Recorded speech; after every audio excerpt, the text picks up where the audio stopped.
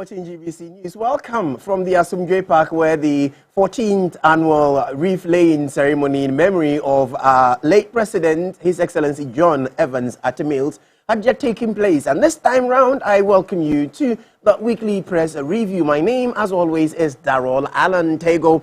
My guests are already seated, and in no particular order, let me say apologies to you for having held on and waiting that your favorite program will bring you the week's recap of the topical headlines.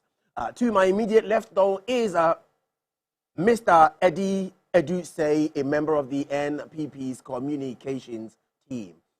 Next to him is Dr. Julius Kattah, a member of the NDC communications team. Gentlemen, you're welcome.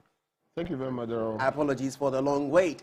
Our business today is pretty short and straightforward. Yesterday, the finance minister was in Parliament to tell us where we've come from, where we are, and where we are going. Without that, there were a lot more which took place from Monday till yesterday, and we'll do our best to bring you at least a recap of that. But before that, the two key topics we'll be looking at is the mid-year budget and the NPP's Ashanti Regional Chairman's incarceration as a result of a court order. Right, the mid-year budget review is not merely a political convention, it is a statutory obligation under Section 28 of the Public Financial Management Act 2016, Act 921, operating within the constitutional framework of public financial management and parliamentary control over public expenditure. The review must assess, among other things, four thematic areas being recent macroeconomic development, updated economic forecast, revenue expenditure and financial performance for the first 6 months of the year, then finally the revised fiscal outlook for the rest of the year. That went yesterday, and on the back of that, we are going to get the views of my guests who are with me in the studio. Let me first of all say that even though that was it, the summary of the review with 10 key highlighted areas or high point areas, a summary of that is that the 2026 mid-year budget review is principally about consolidating claimed fiscal gains, avoiding additional taxation, improving revenue mobilization, managing debt, and demonstrating that Ghana's economic stabilization is translating into jobs and real economic relief. On that note, let me come in the studio once again. Welcome, gentlemen. Dr. Kattah, your government yesterday brought us a mid-year budget review, and so I'll start with you. First and foremost, what was your overall impression with the review, and which were your highlights or high points in that review? Thank you very much, Darroll, my brother, and thanks to the cherished listeners. I'm taking the opportunity to greet all of you, patriotic citizens of this country, Ghana, and then also the NDC fraternity family, which I belong to and I'm proud of. As a social democrat, we are able to stand on our feet to deliver a budget, a mid-year budget, that seeks to address the various sectors of the economy with expedient and experienced tactical approach to all the elements that constitute stabilizing the economy of Ghana. I therefore will express that, having looked at the issues that constitute the micro performance level, inflation, exchange rate stability has improved compared to previous years. Domestic revenue mobilization has increased through improved tax administration rather than imposing excessive taxes. Government remains committed to fiscal discipline and meeting the economic program targets. Priority sectors such as agricultural, education, health, infrastructure, and the 24-hour economy continue to receive much attention as stipulated by His Excellency John Dramani Mahama. Job creation initiatives, youth entrepreneurship, SME financing remain central to economic recovery. Government continues to honor commitment to social protection, which is essential in the labor market, whilst managing public debt responsibly. Managing what? Public debt responsibly. The media review demonstrates transparency, accountability by updating Parliament of Ghana and Ghanaians on implementation processes, which you could see the Honorable Finance Minister taking his time yesterday to stipulate each point per how the sectors are progressing and so far achieved. Whether we are on track, we are doing moderately, we are performing, we have achieved the targets. Like for example, in the inflation rate control system, we have been able to achieve the target. Right. All said and done, I will say briefly that so far, so good. There are criticisms from the other side. That's the opposition. The opposition. The minority in Parliament. A minority in Parliament that we are not spending. When we were in the budget, in 2026 budget, we targeted 302.8 billion for expenditure.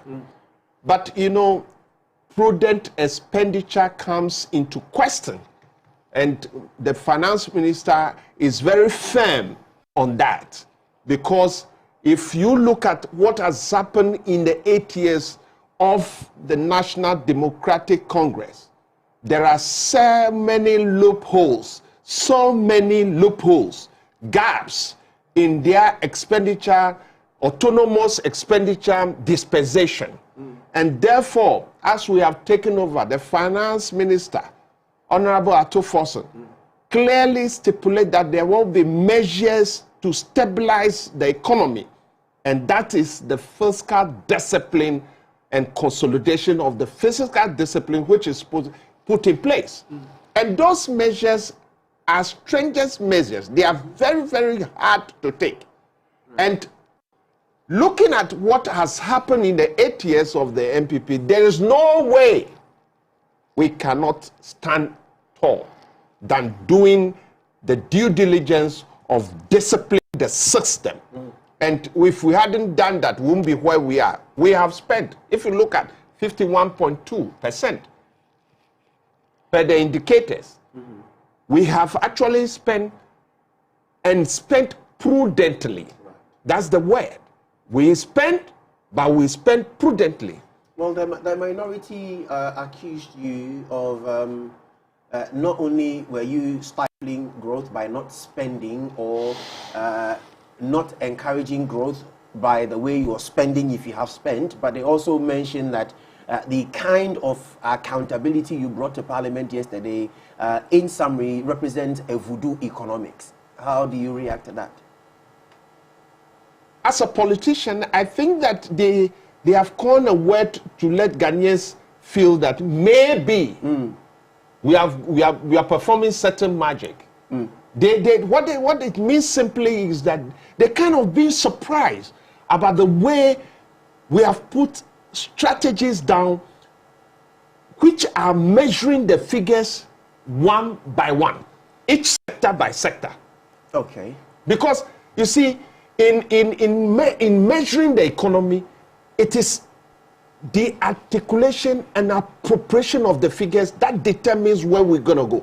Well, the idea that you targeted 800,000 jobs in the grand scheme of things for 2026 budget, and the fact that you're not spending, and anytime government doesn't spend, the markets become stale or stagnant. My brother, so if you're not spending in areas where the reality will mean that those who are not employed, even if it's temporary employment, they get a benefit from that. Then the idea that you're not spending really holds. You see, the arithmetic is simple. Whilst we are not spending, and we are spending prudently, there are other sectors that holds. Okay. There are other variables that we are taking care of. Sure. That variable is the taxes. Remember, the reduction in taxes or removing of the tax from the COVID-19 e-levy and the rest. Even though the first year, getting to the second year, we've done that, you can see that there's a kind of cushioning, there's a kind of relief in the economy. And the VAT reduction also, you realize that the way people were living in the past 8 years, where they go to market, prices are increasing and all that, making everybody get worried. I've done some surveys, those who are retailing and all that, taxi drivers and the rest. That alone is enough for us to know that the economy is gaining a sound ground for a takeoff of growth. Right.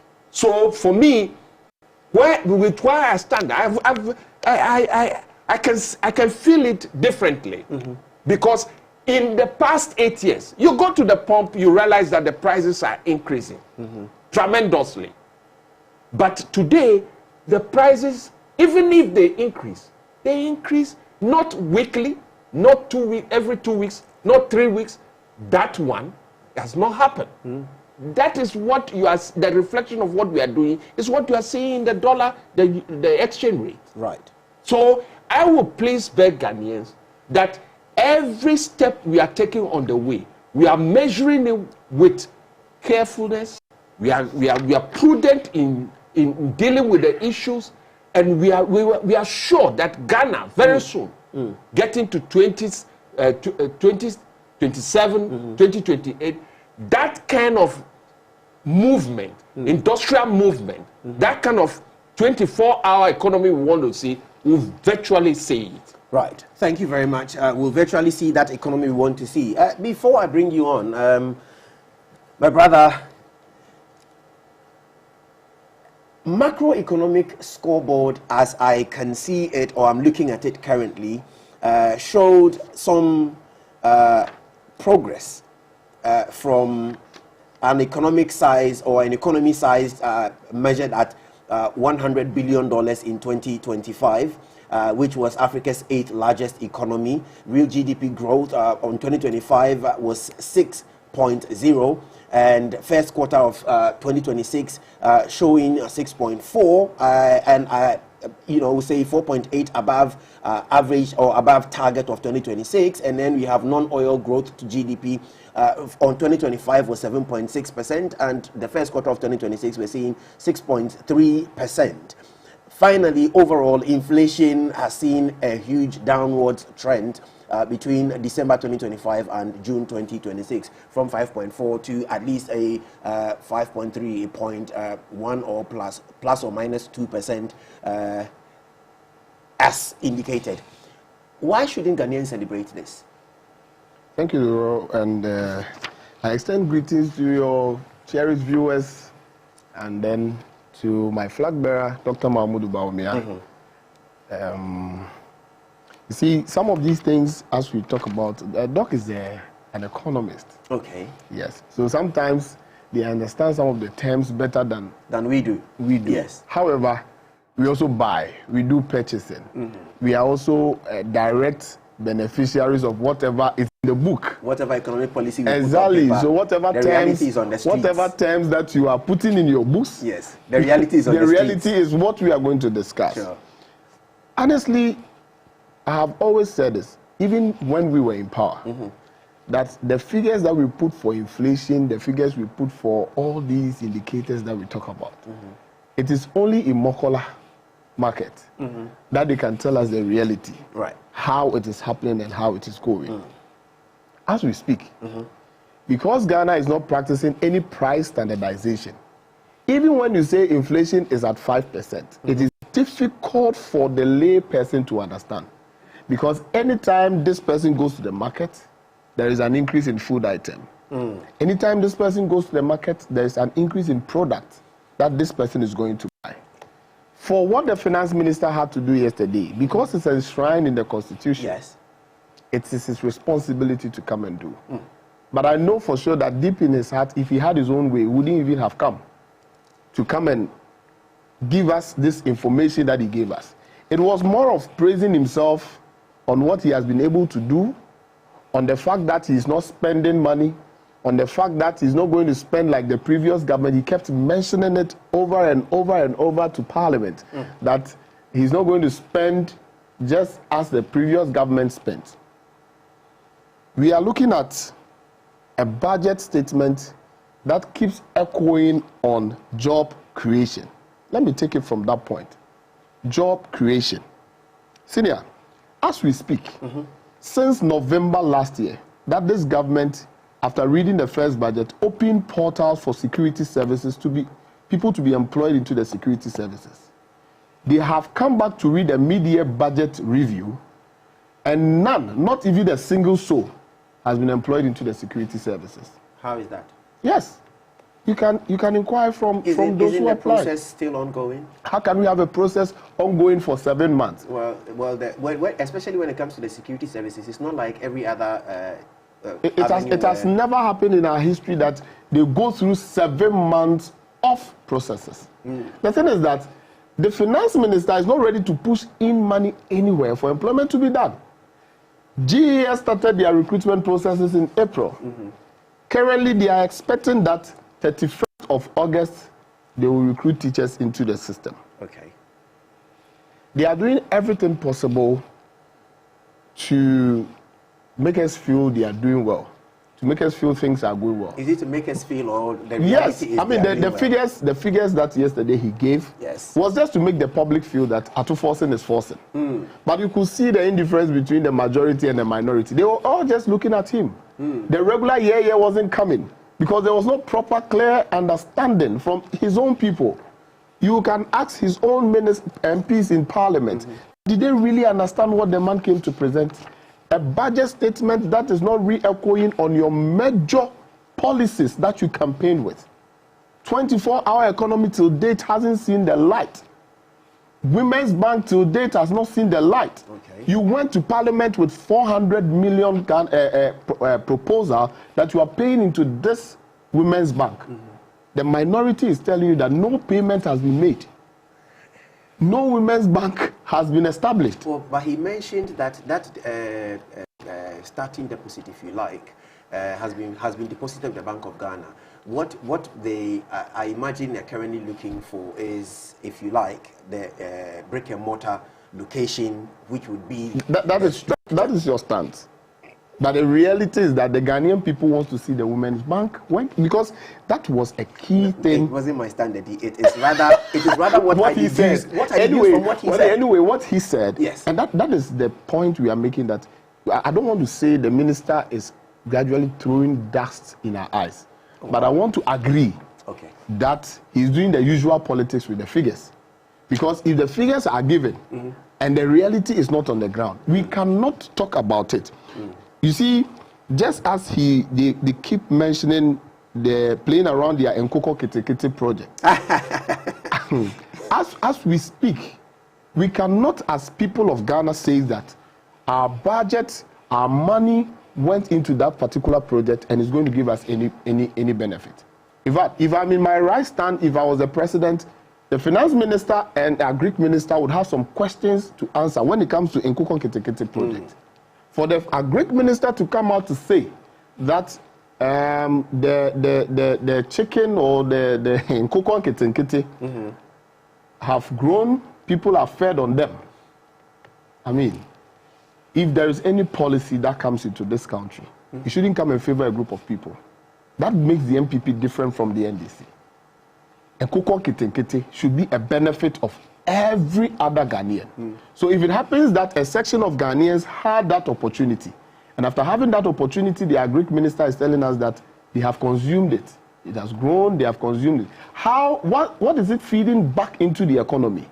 What benefits are we getting as people that we took money into this particular project, and after poultry farmers going into this business, the government got A, B, C, D out of it. Is it just for the feeding aspect? Is that all that we can account for? This is what we are talking about. Atufosin yesterday couldn't give a clear-cut sector-to-sector spending.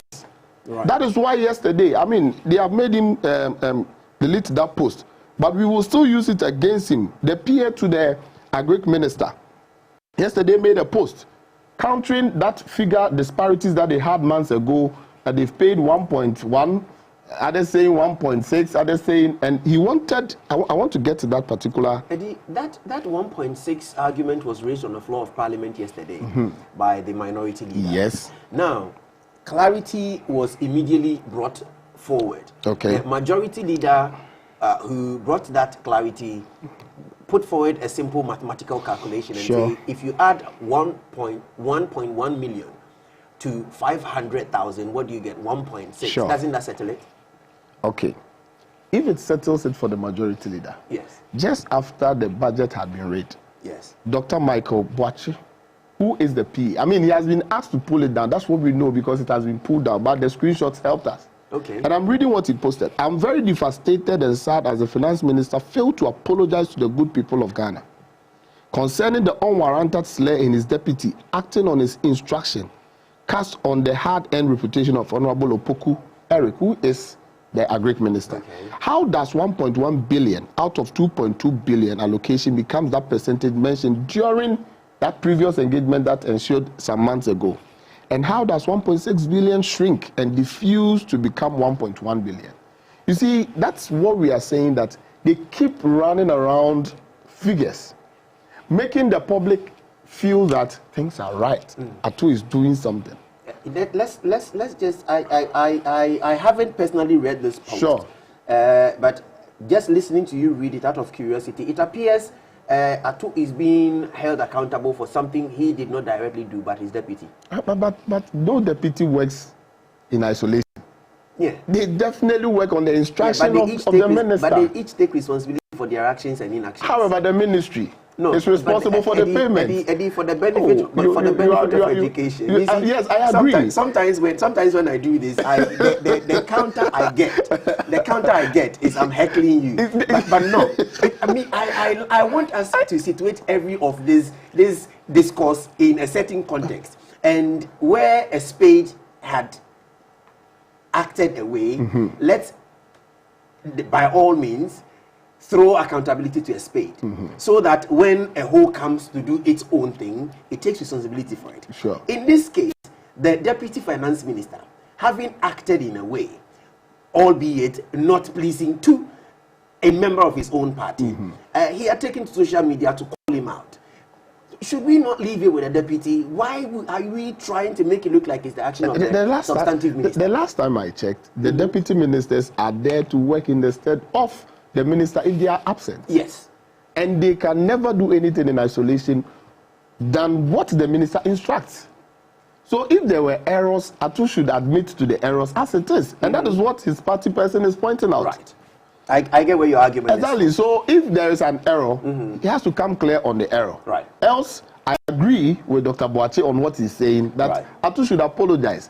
The irregularities in their dealings is becoming way too much for us to bear. Okay. You see, most of the payments that he admitted he has made yesterday, going into the concluding part of the budget reading, this and this paid, this and this, are statutory payments that had been approved in Parliament. Okay. Statutory payments that have been approved in Parliament. We are trying to draw their attention, and as minority, Doc is here, we are helping them. We are helping them do what they promised Ghanaians. Okay. 24. So are you telling me that the statutory payments are not expenditure? That's not what I'm saying. Please kindly make note. If you have any rebuttals, I'll give you time to do it. We agree that statutory payments are supposed to be made. Sure. And even that, are we talking about the percentage at which we are? If you check most of the payment, the percentage at which we are as at July, we cannot agree that Atu is forcing. What we want them to do is that they have policies they outlined. In 2 years, if they are able to take credit for economic stability, which we have been telling them that it's due to certain measures we placed before we left office, but that they don't want to agree, then they should also take responsibility. If we tell them that in 2 years, what they promised Ghanaians, they are failing. Right. An example is the 24-hour economy. Right. An example is the Nkukon Kitinkiti project. And a clear example is the jobs they said they will be creating for the youth of Ghana, which is not materializing. Right. However, we've seen recruitment adverts all over the place, but no person is at the job post. Right. So let's see if this summary would help us make meaning, especially on the back of the lack of unemployment you have just mentioned. And so, production, help me with this on our screen. So you can see that very well, Eddy. Sure. On fiscal discipline and debt sustainability, a deficit of 2.9 GDP downward trend translated into a 0.9% surplus, significant improvement on what had been within around 2024 and 2026.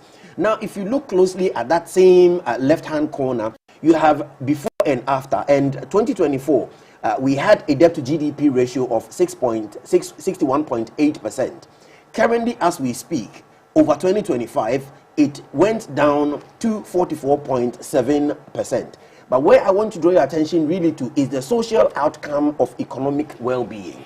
And that perhaps would lead us to understanding whether or not the current spending we're criticizing is in the right order. Now, social outcome and economic well-being, you have per capita income increasing to $3,385. Unemployment rate falling to 12.8%. Multidimensional poverty also declining or falling to 21.9%. Now, whether spending in an aggressive manner or measured with some prudence, as Doc will let us have it, how does this justify the argument that government is not doing the right thing? I mean, Darroll, it's difficult to agree to figures that are on paper, but that is not a reality. Now, how is that not a reality? I mean, these are I would say in my capacity, not in anybody's capacity. Okay. For me and what I know in the space as we operate, sure, these are figures to have cooked for us. Cooked? Yes. I mean, just to make the government's face look nice. Really? Yes, because as we speak, unemployment issues is really a canker in the country at the moment. But what we saw doesn't necessarily deny the existence of unemployment as a national issue. Sure. It acknowledges that, but then it also mentioned that it has gone down by 12.8%. That's a sign of some spending. He even went forward to mention a total number of people who have left multidimensional poverty. And yesterday I was asking myself that if somebody can come out to say I was in poverty and I've moved from this state of I mean, we have to be real. I like your practical move from this state argument of poverty to this stage. Yes. I mean, when we are doing our politics, we can do it, but we shouldn't take the people of Ghana for granted. Right. We should be real with them. Right. Okay. That you've moved about 92,000 or so people from multidimensional poverty, and now they are doing well. Ghana, as we speak right now. You just mentioned how Nkukon Kitinkiti became protein for some people. It has just become protein, not a source of economic benefit. That's a way of lifting people. But the economic benefit is what we are looking at. Are you aware that nutrients, getting nutrients in the body is an economic health? We must make progress. We have a short while to go. So I'll give you only 2 minutes for any rebuttal. 2 minutes. Do me a favor. It's 126 now, so you have up to 128. I'm timing him. By all means, help me do that. Please, I think that my brother is taking it from the real economy we are seeing today. He is aware that things are better off than their time. Let me tell him, when it comes to statistical figures in economics, I'm the best person to tell him, as I'm here right now, that their time, the figures were not accurate. How was that? Because they are not doing real economic analysis. How? the variance from what they bring to Parliament, the targets that they bring to Parliament to execute in terms of expenditure, some balloon. They balloon it. They spend more than that. They issue contract more than that. Their time, they procure excess material in all sectors of the economy. Well, but then that feeds also into the narrative that whatever success you are talking today isn't one that you just did. Let me tell you. I'm coming. You allow him to talk. Let me talk. Look, you are telling me that when you were in government, you were spending. So when I come, I should spend. Is it one of? It is not one of the characteristics of economists to just see you're spending more than your revenue. I've not seen it anywhere. Okay. You spend prudently to get surplus. And that is what we are doing. Right. We are teaching them now how to run an economy. Why? Because he said the statutory payments are not what they talk about. They are not spending. Every cedi that the taxpayer has contributed to the economy, the public purse is accountable for. And therefore, if my minister allows space for expenditure to be lackadaisical and try to leave every part of the economy, the sectors, to spend more than necessary, I will resign from the party. It is a due diligence process and a competency process for a finance minister, an economist, to see his country going down by spending by heart. It is not a good practice because every enterprise, the first aim is to make profits. They should stop arguing that on that line that we are not spending. Where expenditure means what? We spend up to 50%, 50.2% in half of the year. We are still on to spend some amount of money before the year ends. Our target is that we shouldn't spend more than that. Instead, multidimensional poverty, the big push that they are doing. Go and look at where the construction sites are. Ordinary Ghanaians are selling to the workers there. Is it not a multidimensional poverty reduction? Go on the Flower Hole Road. At the roadside where the constructions are going on, people are selling to feed these workers. It's a way of reducing poverty. So if you say that people are not getting job, it is not true. That is why my finance minister mentioned it on in Parliament on the budget. Right. And then he said that the measures they have put in place during that time, we don't recognize it. It is not true. Yesterday, Atufosun recognized some of the processes that they've done. He's aware in terms of certain reforms. How else do they want the NDC to recognize them? Right. And since they have chosen a path that they will never agree with us in real terms, before we even get to Parliament, we even get to government, we were in Mokola. Atufosun, Honorable Atufosun was in Mokola. All right. Thank you. Have they done that? They were in their jackets. I think your 2 minutes has translated into 5 minutes. And I have to apologize. They were flying in the air. I have to apologize with coats and jackets. I gave you 2 minutes. I gave you 2 minutes.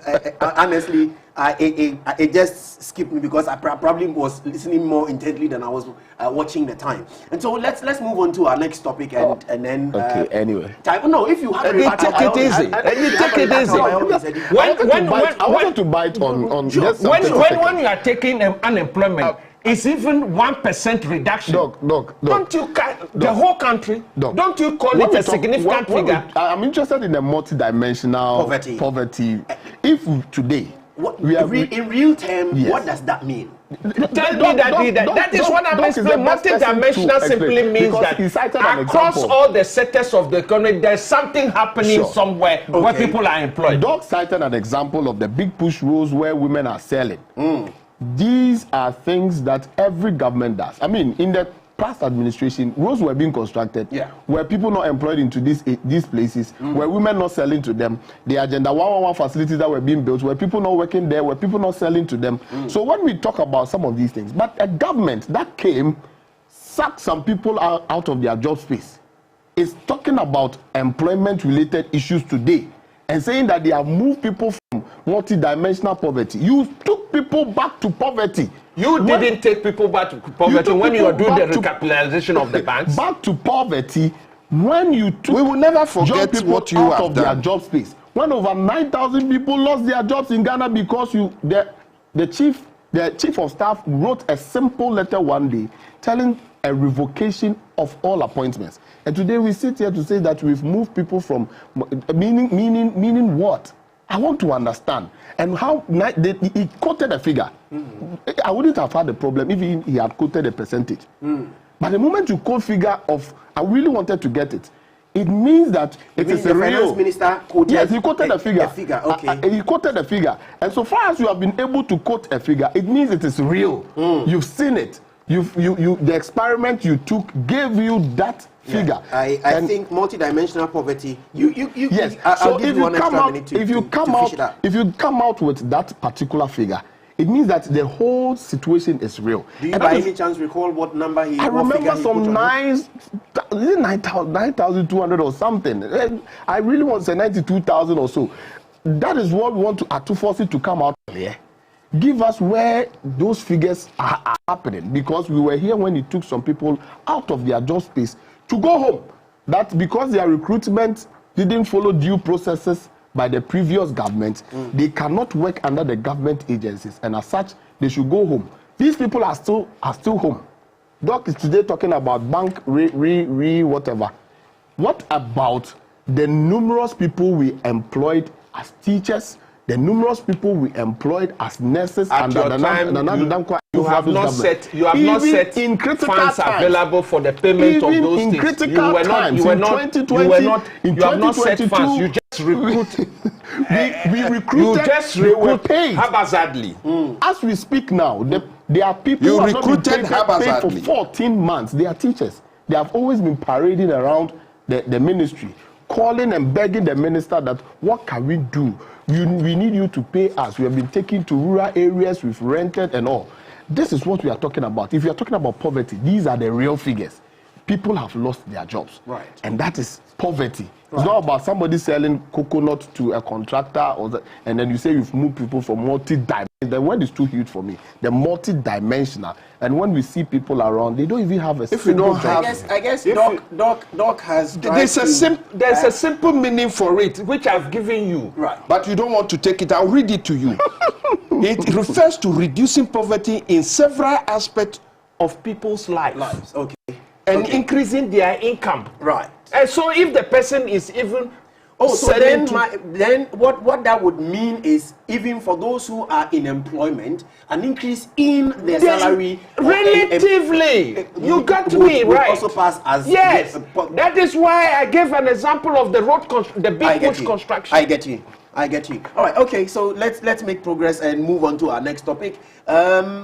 This week on Monday past saw a certain court order, which, as I speak to you, has meant that the Ashanti Regional Chairman of the NPP, Mr. Bernard Ntwi-Boesiako, popularly known as Chairman Wontumi, will have to be incarcerated and serve a jail term with hard labor of 20 years on the back of having been found guilty of mining or illegal mining and illegal mining related offenses.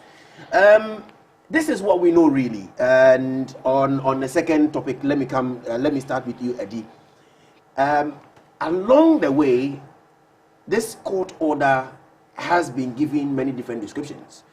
Chief among them was when the General Secretary of the NPP, the party to which Chairman Wontumi belongs, described that as political prisoner. I've struggled to find that in the judgment. I haven't found it. That's our own term, right? And so then I want to consider that as your own understanding of what had transpired. But justice has been served, fair or not?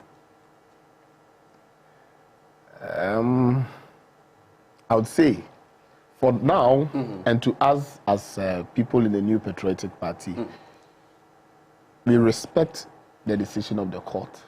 Okay. But for fairness, we still have a reservations on that. That's understandable. I mean, when the court gives a verdict, you cannot say you don't respect it because it's a competent court.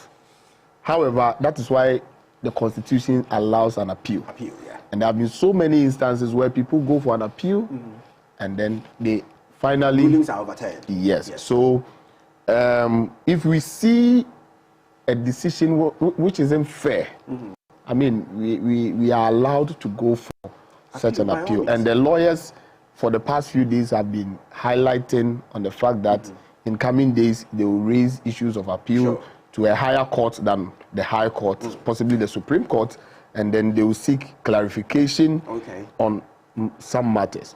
Now, issues with Chairman Wontumi, what I find so difficult when possibly because I'm not a lawyer, but what I find so difficult understanding is as to whether Chairman Wontumi actually, on the Samarabo issue, had the concession rightfully. One. Okay. And I'm told he had a concession rightfully. Right. Okay. The judgment clarified that he gave out the concession without the consent of the Minerals Commission and the Minister of Lands and Natural Resources.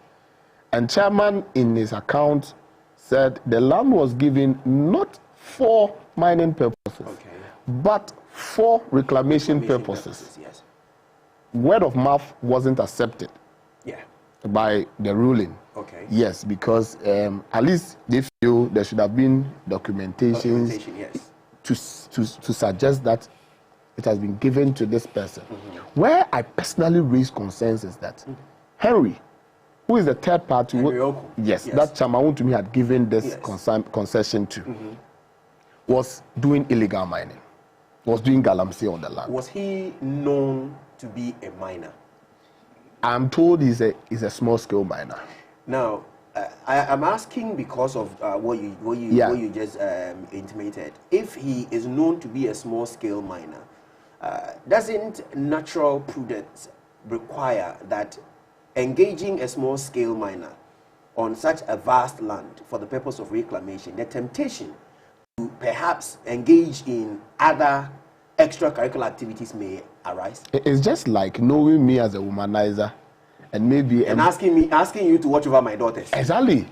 and then that doesn't maybe I'm a teacher. I don't want to use teaching. No. I'm going into an environment where women there are already some troubles. But my capabilities is what I'm supposed to go and deliver. Am I going to be denied the responsibility of doing what I'm capable of doing? Or because I'm a womanizer, because there are females there, I'm not allowed to go there. A very dicey situation. I felt chairman from his account knew Henry to be into that process because there are so many miners who are also into land reclamation exercises. Some are not. They contact other people, come and help me reclaim the land. So it was established in court that Henry, at the end of the day, was mining on the land. It means that Henry was at fault. Are we saying, because I've not heard the judgment ruling over Henry. The judgment didn't talk about Henry as to whether he has also been sentenced to prison or not. No, you see, the reason why that is the case is because if he had watched closely or had the opportunity to read the ruling, you'll find that at some point there was disagreement between Henry Okum and Chairman Wontumi's account. To the extent that Henry Okum effectively threw Chairman Wontumi under the bus and said, you even led me to acquire some equipment to come work on that. Exactly. I read that part. Do you understand? Now, on the statement of offense, interestingly, this is what the court record reflects. Assignment of mineral rights without approval, contrary to Section 14.1 and Section 99.2b of the Minerals and Mining Act 2006, Act 703, as amended by Section 3 of the Minerals and Mining Amendment Act 2019, Act 995.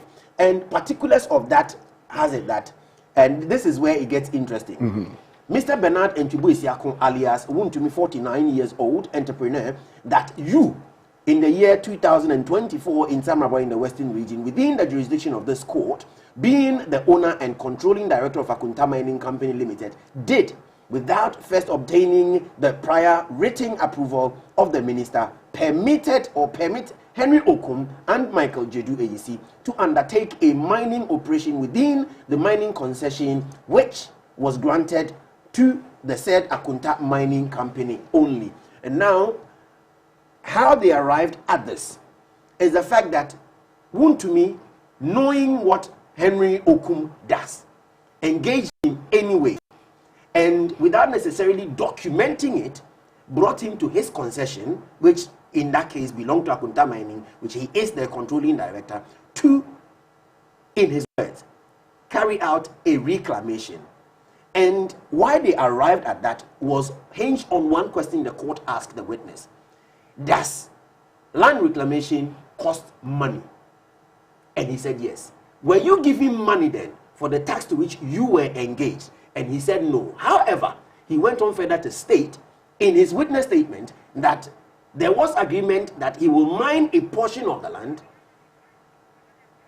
He will mine a portion of the land in order to use proceeds from there to carry out the reclamation. Fair. And that's where it came from. Fair. So his account also is a word of mouth. But that's his witness statement. Yes. Chairman also said something different. But Chairman's own wasn't guaranteed. It wasn't accepted. Because he was in charge of the land. He had the concession. So my issue, yes, if Chairman is into Galamsey, if we appeal and then the court, the higher court approves that Chairman was actually into Galamsey, Chairman is wrong, and then the ruling comes back again. Right.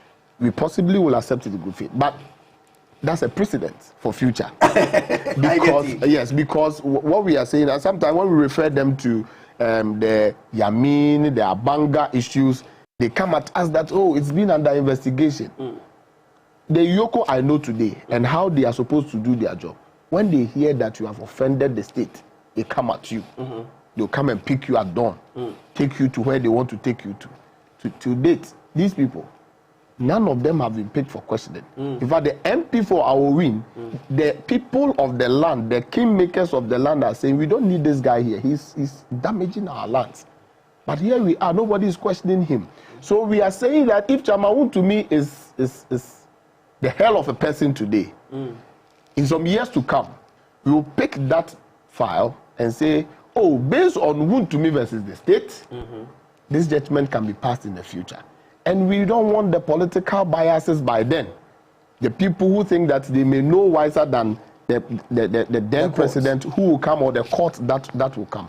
We see the political image is attached because, one, from day one when they came to power, and even back in years, Wontumi have been, this government, this particular NDC government, has been on Wontumi way back in 2013. So if it comes back again that you come back to power and Wontumi is being sorted after again, you are sorting after him again, what can we say? We can say that this government possibly does not like Wontumi, and anytime they are in, they want to have their own way around to bring the gentleman down. Right. The ruling even confiscated all his Akunta mining properties. Is that not what happened? That happened. The exact same thing happened in 2013. Exactly. And that was law enforcement. It wasn't president. It wasn't political. It was law enforcement. Law enforcement. Okay, so that's why I'm saying the precedent is very important. So that in the future, when we are talking about Wontumi versus the state, Doc will not tell me that it shouldn't happen that way. Let me bring on Doctor. Doctor, unfortunately, we've fitting into your time, but you quickly, I will respond to some of the things. Oh, yeah. And I'll give him some fair examples. Right. Even though I'm not a full legal person, I'm on the way to be a full legal person. My God. The key message I want to give him is that they always complain about the rule of law. It was prevailing during their time, and it must still prevail along the line. Okay? Oh, yeah. Irrespective of political affiliation. He said something that we are setting a precedent where when they come to power, they will take the file and look at it. Fine. If you come, look at it. But the cases, they are different. And in every jurisprudence, they will judge it differently, depending on the situation. Now, I want to let him know, Eddy, take it in good faith that illegal mining continues to threaten Ghana's forests, rivers, agriculture, and public health. Are you aware of that? Fair. I mean, government has consistently maintained no individual is above the law. The law is law. Are you aware of that? If the court has reached a lawful judgment after due process, it must be respected. It's respected, but if it's not fair to us. And I will let you know that I want you to know that the political prisoner statement you people have made, a lot of people are getting confused about the rule of law. A political prisoner is a person who is in prison primarily because of their political beliefs and political activities, affiliations, or expression. If a matter is determined in the court, the President of Republic of Ghana is not sitting there to judge the case. There are very renowned lawyers or professionals who are supposed to handle those issues. Therefore, where I sit, I cannot determine Wontumi's case by mouth or by word. This case is determined in court based on rule of law. So, for that matter, we should stop saying it's a political vedetism. If it is a political vedetism, then the scenario of lawyer Sosu in the church, how do you compare it? The case of Julius Kattah, how do you compare it when you set up a fast track court? Just for your reference. Now, I want you to know that in the matter, the Kuta mining issue, Wontumi has gone for a legal document to do what? Reclamation of the land. He is now entitled to reclaim the land. Correct? But within that, there's a possibility of mining. Is that correct? And he's aware that that whole area, they can mine. He's aware. He's not the owner. Even though the approval is coming from Ministry of Interior, at that particular document of the agreement, he's the owner. If we bring a third person to be on that land and do anything, there is no other person they will hold responsible than Wontumi. A case has happened which I witnessed in Aflao Magistrate Court. The case is between a car owner and goat crossing the road. There are two crossing the road. The car owner who was crossing the road couldn't see the goat on time and knocked these goats down. And the goat was apparently for a man, a very nice farmer. And when the man saw that his car was damaged, he took the matter to court, and they called the matter in court. The farmer who is rearing the goat and allowed the goat to cross the road told the court that he didn't send any goat to go and cause any accident, so he won't pay any damage. That was the day I got to know that there's something called voluntary agent. The farmer who is rearing the goat was held responsible and have to pay the damage. Yes, that's his responsibility. So in Wontumi's case, as simple as I understand it years back, I want to let him know that there will be nobody responsible. This is not political verdict. There will not be anybody there to be responsible for questioning that Wontumi. This is not about Mahama. This is not about NDC. Thank you very much. And on that note, that's the voice of Dr. Kattah, and he's been my guest this morning, as well as my brother Eddy. Let me get your full name right. Eddy Adusei. Yeah. Eddy Adusei. My guest for this morning has been Dr. Julius Kattah from the NDC, and Eddy Adusei, a member of the NPP's communication team. You have been watching the weekly press review, a rather late start due to national assignment. Till we come your way again next week, God willing, keep watching GBC News. My name, as always, is Darroll Allan Tagoe. Thank you very much. Okay. Gentlemen, it's been fantastic having you. The time was too cute. I The mean, time was too.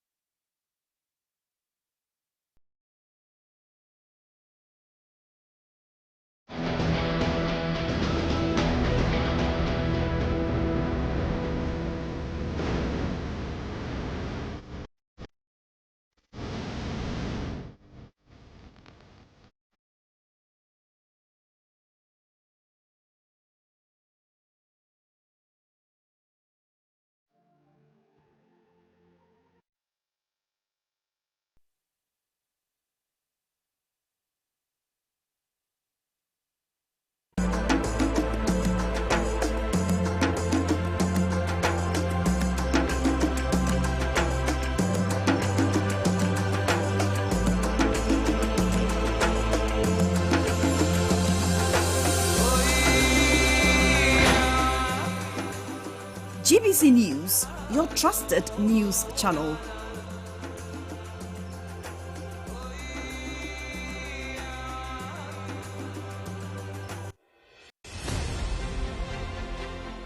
It is my distinct honor and privilege to welcome you to the 96th ordinary session of the ECOWAS Council of Ministers, which is being held here in Freetown, Sierra Leone. As we convene today, my heart is full of hope, yet very mindful of the significant challenges that still confront our region.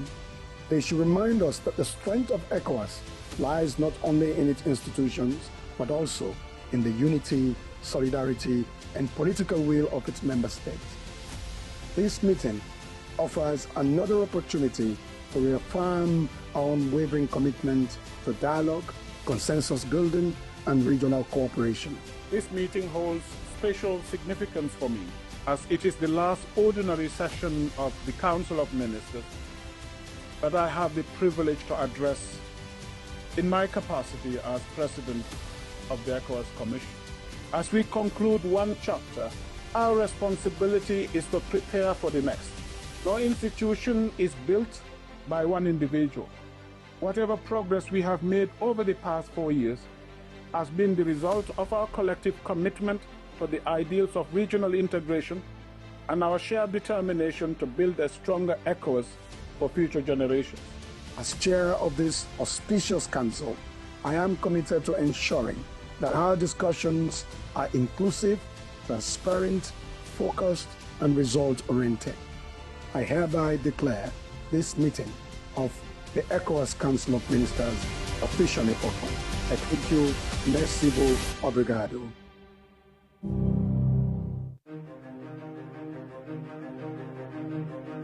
I express my profound honor and sincere appreciation in welcoming all to Freetown for the 56th ordinary session of the Mediation and Security Council at the ministerial level. Our presence here today, Excellencies, ladies and gentlemen, underscores our ongoing commitment to enhancing peace, security, and democratic governance within the West African sub-region. Furthermore, it reaffirms our unwavering dedication to regional cooperation, guided by our shared vision for an integrated and prosperous West Africa. Across West Africa, we continue to witness inspiring examples of democratic consolidation, peaceful political transitions, and national efforts towards dialogue, reconciliation, and institutional reform. Today, Excellencies, we shall also deliberate on the security situation in the region and the activation of the ECOWAS standby force in its kinetic mode. I hereby officially, therefore, declare the 56th ordinary session of the Mediation and Security Council at the ministerial level open. And I look forward to your constructive participation and fruitful deliberations. I thank you all for your kind attention.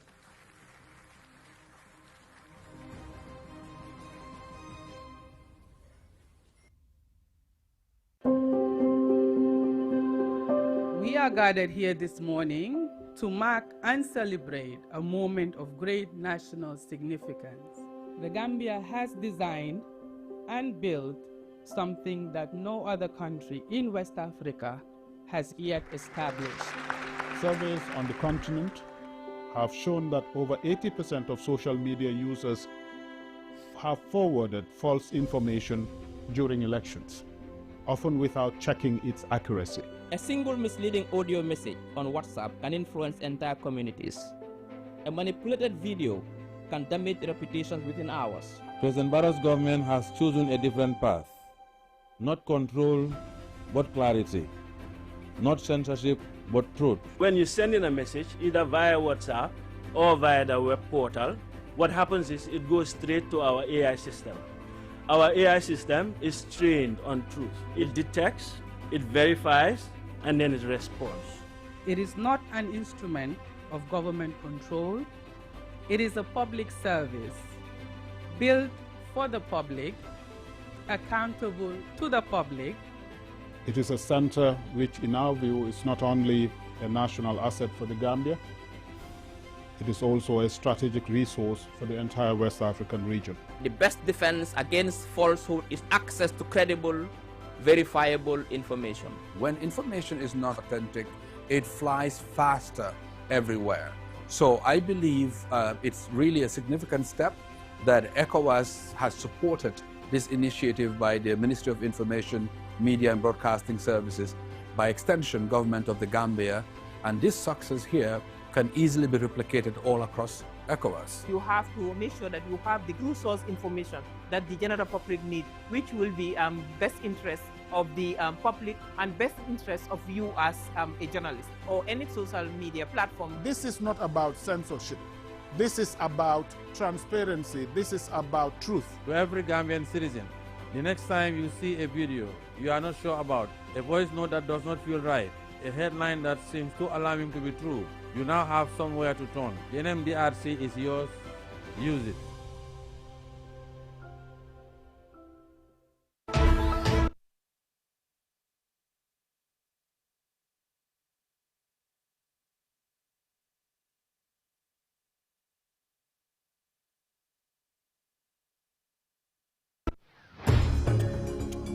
We shall tell our own stories, narrate our own details, watch the continent with our own spectacles and through our own lenses.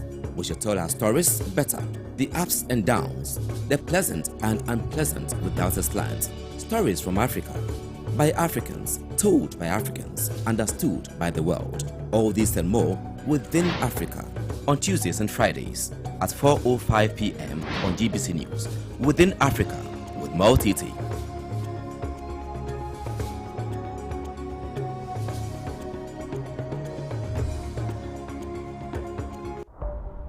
Meet the women who inspire us with their strength, resilience, and determination. Women's Voice celebrates the unsung heroines, sharing stories of emotional, intellectual, and mental fortitude. Join us as we amplify the voices of women who shape society with their power, grace, wisdom, and hope, empowering girls and women alike. We are live every Monday at 4 p.m. on GTV and GBC News, Wednesdays live at 4 p.m. on GTV and GBC News, and I repeat at 7 a.m. on Tuesdays and 7 a.m. on Thursdays on GBC News. And on Sundays at 3 p.m. on GBC News, Women's Voice, your voice, your strength. No one can make you inferior without your consent.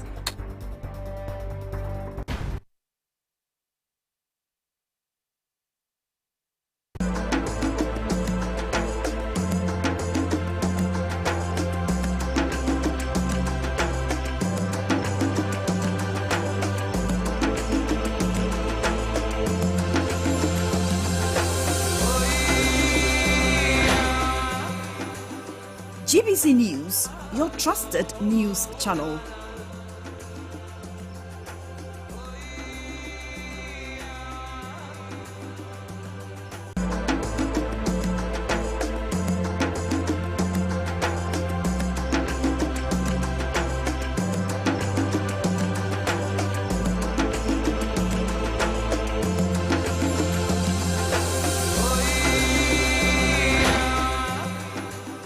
GBC News, your trusted news channel.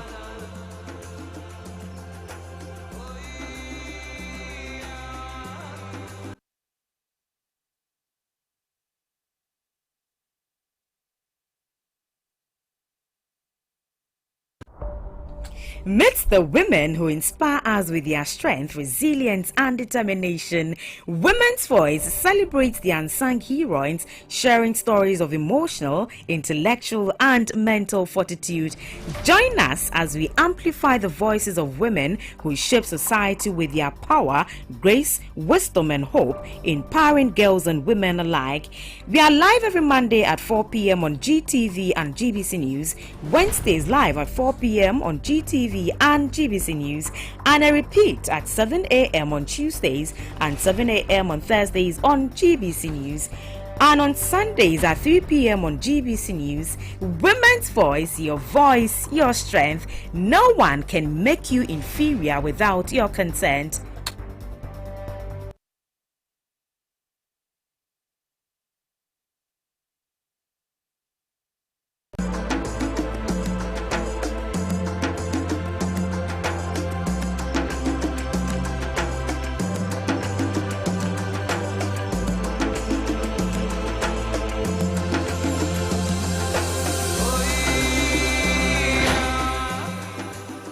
GBC News, your trusted news channel.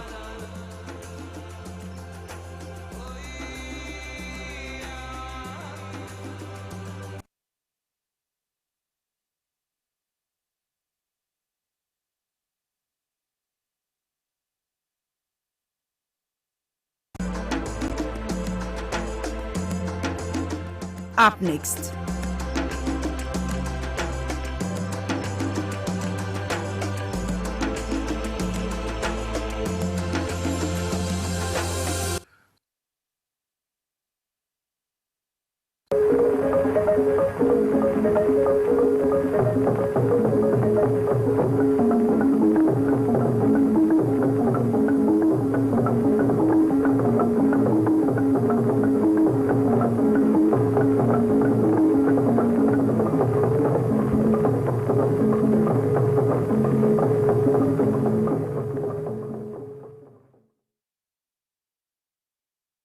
We're live from Broadcasting House in Accra. Good afternoon. Welcome to News Hour with Thelma Taki. 14 years after the passing of the late President, Professor John Evans Atta Mills, the nation gathered at the Asumdri Park in Accra to honor a leader whose humility, integrity, and commitment to peace continues to inspire generations of Ghanaians.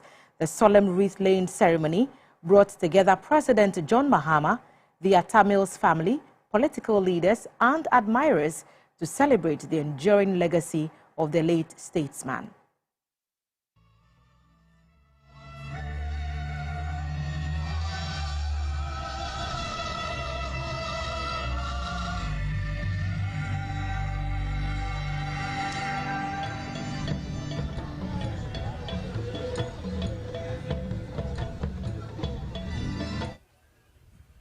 As I reflect on the responsibilities that the people of Ghana have entrusted on me today, I often recall his quiet wisdom and steady temperament. These values continue to remind me that every decision that I take must ultimately serve the people of Ghana and strengthen the democratic institutions that would outlive us all. The greatest tribute we can pay to President Mills is not found in any speeches or ceremonies or anniversaries annually.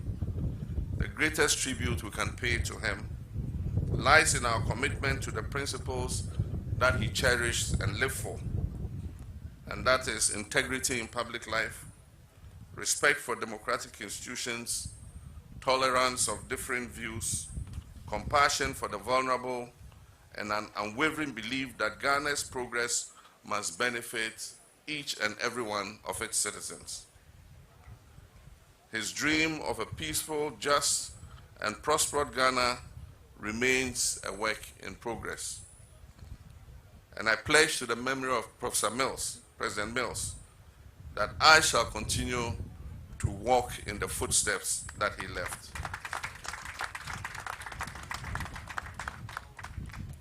Professor Mills' dream now belongs to all of us, and we must continue to work to fulfill that dream. To Mrs. Ernestina Nadu Mills and the entire Mills family, I extend the gratitude of a grateful nation for sharing with us a man whose life continues to illuminate our path.